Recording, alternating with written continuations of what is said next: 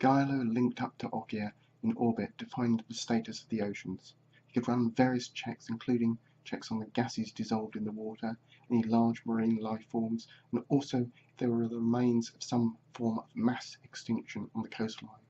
Once these were programmed into Ogyr's systems, the checks would take a few hours to complete, but by then he may have solved part of the mystery of the high levels of the carbon dioxide. There are, of course, a couple of issues still remaining.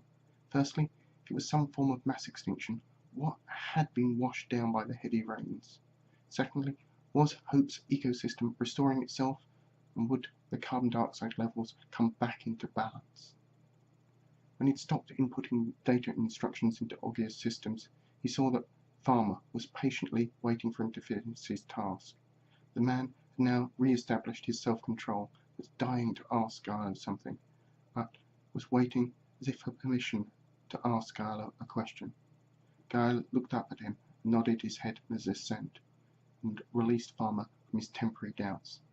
"Is it complete? You have done all you needed to do with your device?" Farmer questioned Giolo with a vigorous hand gesture towards his uplink. "Yes and no, if you take my meaning," Giolo answered as best he could. "I've transferred all the relevant information and should later get more information back. From the information I receive back, I'll be able to answer your questions, or at least I hope so. There was still one question that will remain, no matter what information comes back. That will be, what was it that washed down into the sea? The rains come all the time, and even though you say the rain was heavier than usual, any normal ecosystem should be able to withstand periodic, predictable environmental fluctuations."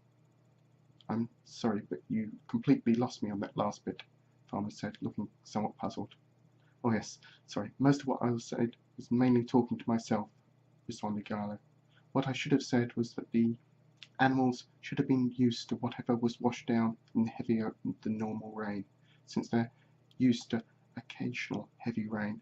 So whilst it may have made them uncomfortable, it shouldn't have been responsible for so many of them dying, not without some kind of new factor." "When you say got used to, you mean like someone getting used to cold nights when the weather turns bad, do you?" Farmer asked, then went on to ask me his question.